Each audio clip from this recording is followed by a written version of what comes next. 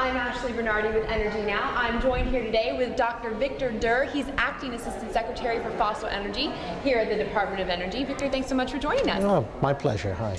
So tell me about the DOE's new carbon capture and storage simulation initiative. It's $40 million being put into this research. What do you want to see come out of it?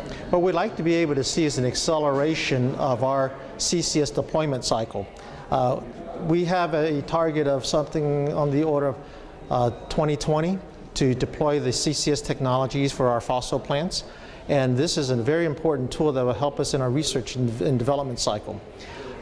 Traditionally, it takes about 20 to 30 years to get a new technology into a very traditional area of coal power plants and gas plants for that matter.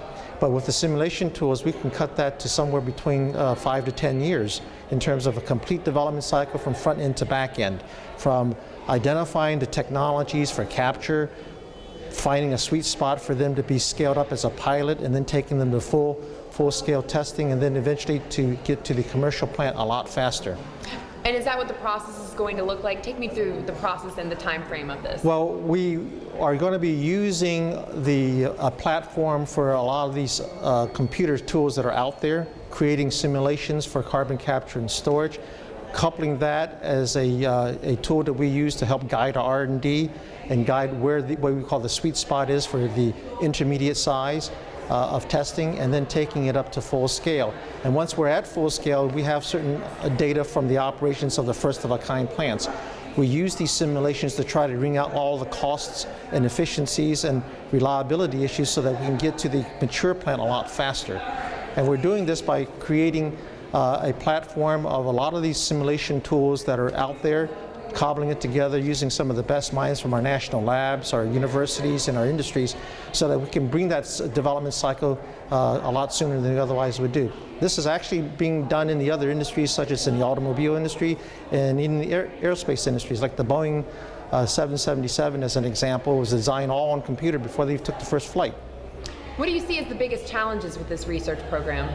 Well, the challenge is trying to be able to get the data that will validate the modeling, okay, and then with that, hone that modeling effort towards what the research should be so that we can do things better, faster, cheaper, and doing the scale up with a lot less risk. Are you hopeful that this program will continue to be funded throughout the years? Well, we had a good slug of money coming from our stimulus funding to kickstart this thing, and I think the tool is important enough so that it should be continued in the future, because overall this will help reduce the cost of the R&D cycle to take a technology into the commercial realm. Now, there's environmentalists out there who say that we need to be moving towards coal alternatives. What would you say to them? Well, I would say that CCS is a coal alternative because we're taking a very valuable resource that we have in this country and using in such a way that we reduce the carbon footprint and reduce the emissions associated with it. So to me, that is an alternative, and it's something that we have here right now in the United States. Are there any safety concerns with CCS, injecting carbon into the ground? Are you concerned about it leaking at all? Well, we have a whole program looking at the underground aspects of that, and even with using computer modeling, we can help simulate how the CO2 will behave underground. Safety issues, I'm not that concerned about, but of course we are continuing our research from the smaller scales to the very large scales in different types of geology to look at those issues that we have to be mindful of. Right, and then what about Duke University has a study out last week that says it could possibly contaminate drinking water. Have you done any research on possible contamination? Well, you know, the Duke University study, I haven't personally read it, but I look at that as a very useful tool, as something that we need to consider when we go into a site selection process, so that what are certain geologies and conditions that we should stay away from and look for those things, put those into the best practices. So it's a very important study that we can use in a very positive way to help our program.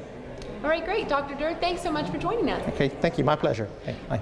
I'm Ashley Bernardi. You're watching Energy Now.